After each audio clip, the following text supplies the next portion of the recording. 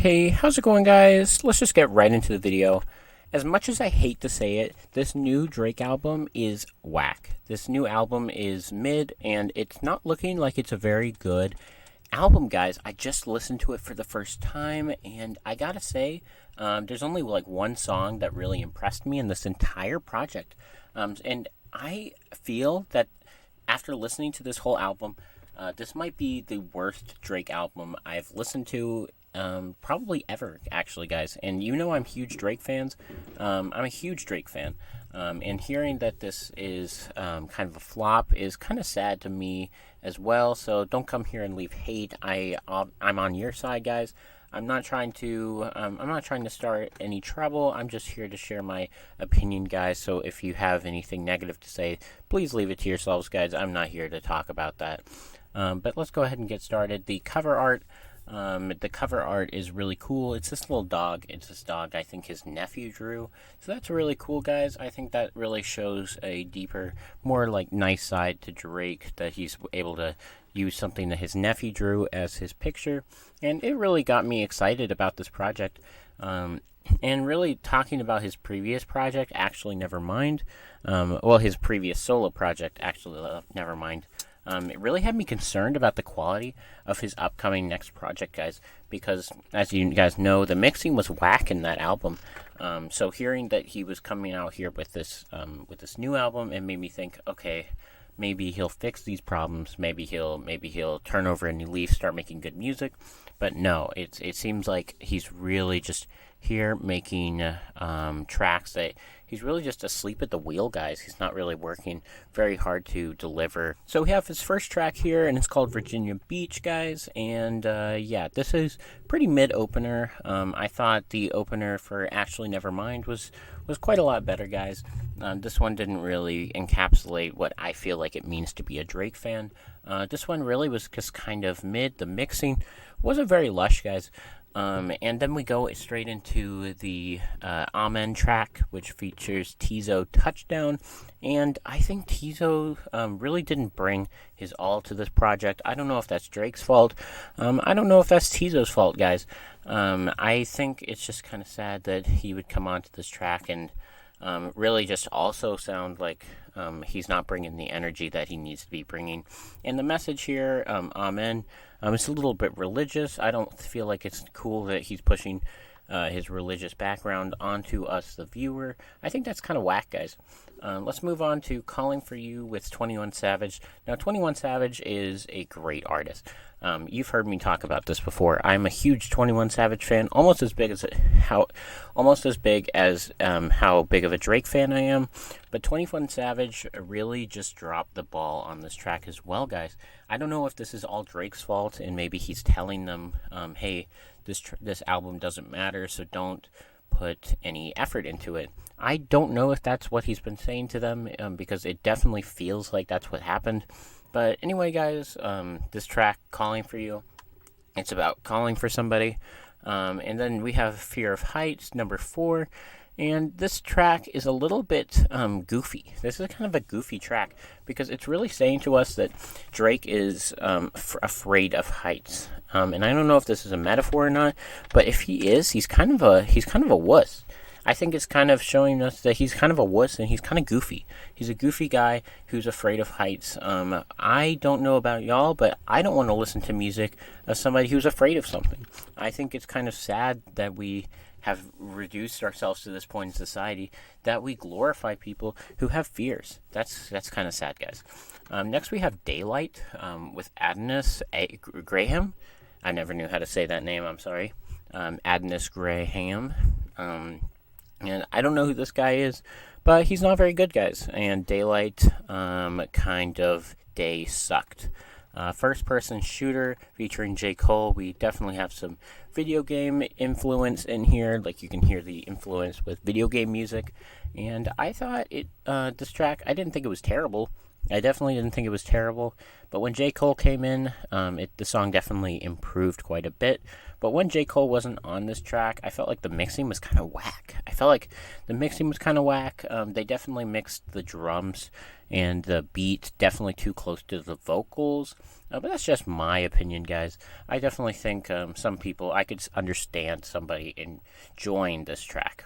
And then next we have, I don't GAF. I'm not going to say the full acronym, guys, but you know what that means. IDGAF featuring Yeet. This track is probably the worst track on the entire list. I don't know who Yeet is as well, but he is not very good. He's not very good. I'll tell you right now, not very good.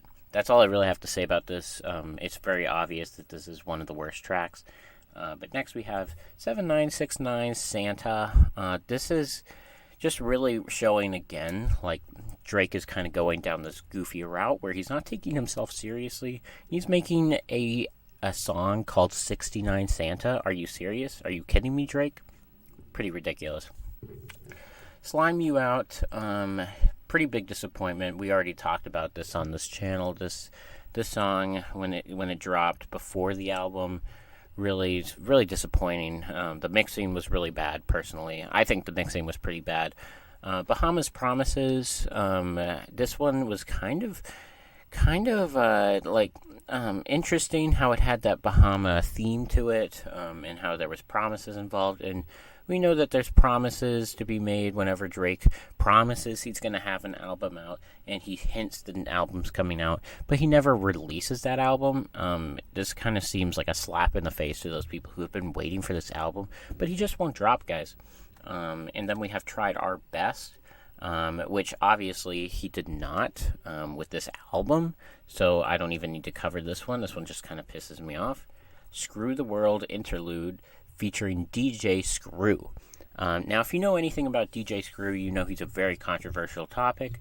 I don't even need to tell you why he's a controversial figurehead, but just having him on this track just feels like yet another slap in the face of being like, yeah, I don't care about my fan base. I'm going to put DJ Screw on my album. No matter what people think about me, I'm going to put DJ Screw on my album. And that's kind of just disrespectful to the hip-hop game. Then we have Drew A. Picasso. And this one, I kind of don't even remember listening to this one, guys. I'm going to be honest. Members Only featuring Party Next Door. This one was pretty good. I actually enjoyed this one. I thought everything that Party Next Door brought to the table was really fire, guys. I thought it was pretty lit and pretty pog.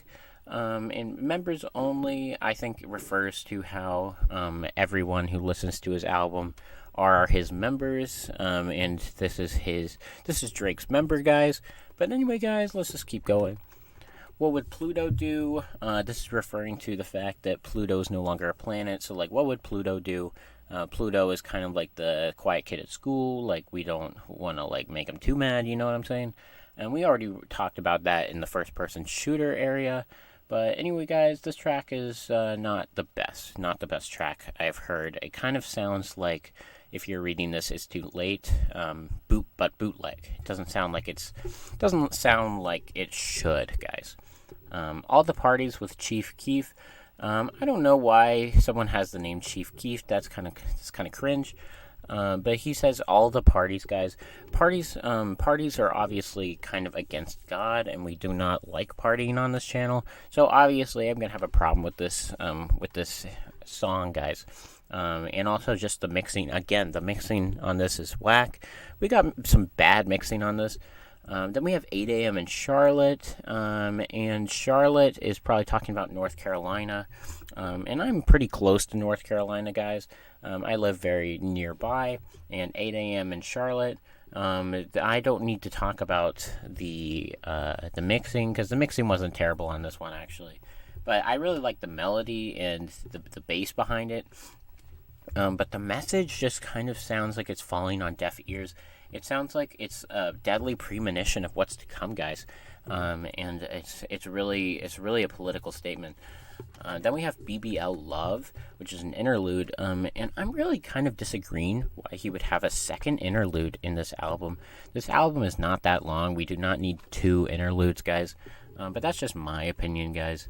Then we have Gently featuring Bad Bunny, and this is kind of showing a bit of the problem with Drake's latest work, and let me tell you why.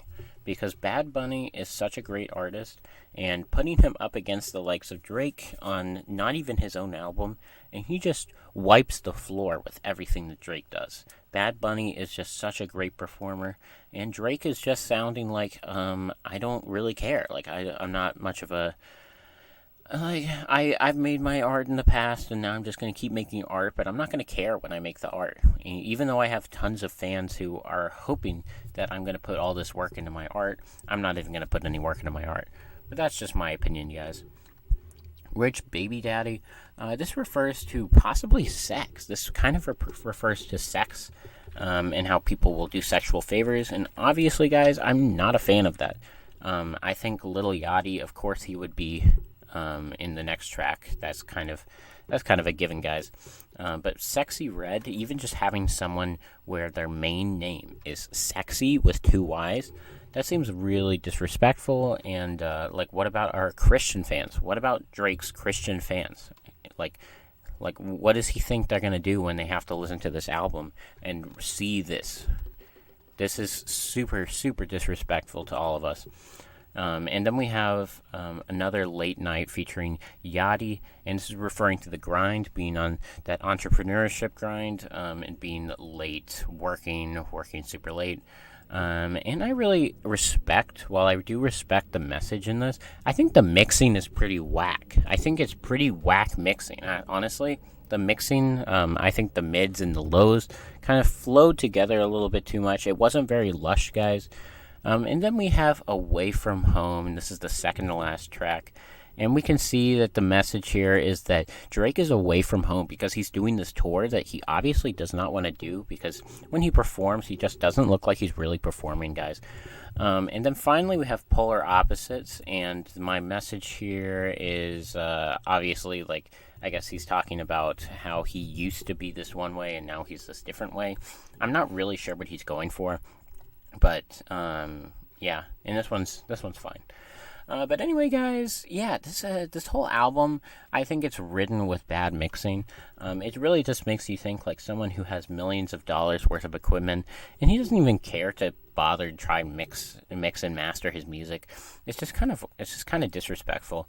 And now that I think about it, this album cover is actually kind of whack. This is kind of a whack album cover. His nephew should definitely take some better art classes. But anyway, guys, please don't leave any hate on this video, and I'll talk to y'all later.